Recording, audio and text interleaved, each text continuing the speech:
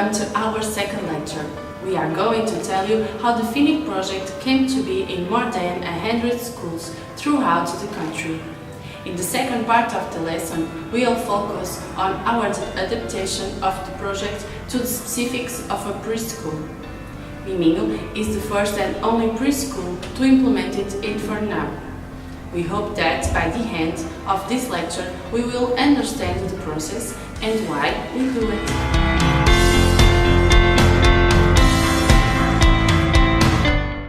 Luisa Moreira is the president of our institution, but she's also the national coordinator for Fenix More Success, a program that fights students' failure. Graduated in theology with a master's and doctorate degree in educational science, Luisa is the face of the project. Fenix was born in 2008 while Luisa was running a middle school in Póvoa de Varzim. Today, it's present in more than 100 schools throughout the country and is validated by the institutions of higher education and by the Ministry of Education. Teaching requires mastery and art, and we believe all teachers want students to learn to the fullest. But experience has shown us that many times, without any prior intention, the teacher becomes so concerned with low-performance students that ends up neglecting high-performance ones, who do not progress as much as they could. Either way, often one part of the class comes out neglected. The motivation behind Fenix is to provide the conditions for all students to learn and consolidate knowledge. From this come the dynamics of organizing and disrupting the classes. Fenix is based on an organizational model of school that allows a more personalized support to the students that show learning difficulties in the Portuguese language, maths, or other subjects identified by the school according to the success rate. To explain it in a brief way, this model consists of the creation of Fenix classes, the so-called nests, that temporarily integrate students who need more support to recover their learning, allowing a more individualized teaching with respect for different learning rhythms of the students. Nests work in the same school time as the original class. This allows not to overload students with extra educational support.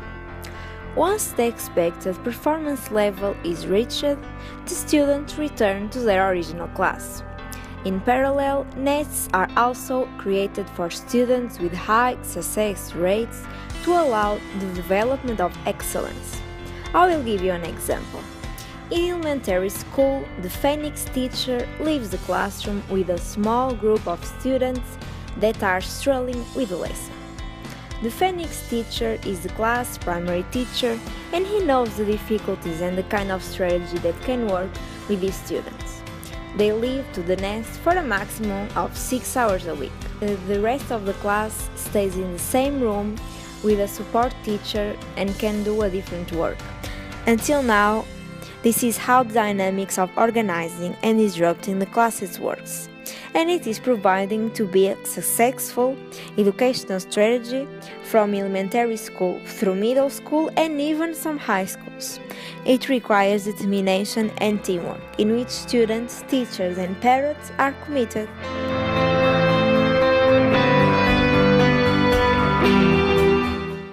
To implement the Fenix project at Miminho was at first a big challenge for us, mainly because we had to adapt and find new strategies that fit the specifics of the age group. We wanted to break the barriers, so we changed the routine and we started to arrange and rearrange the groups according to the child's interests. At least twice a week, the child leaves the room with a few colleagues that are the same age to join a different teacher and children from different ages.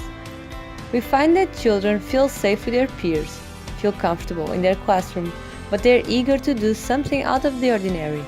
So they become more motivated to finish activities and more predisposed to learn. Therefore, they enjoy changing the scenario. They are also more challenged when they work with a different teacher and when they do the activities along older or younger kids.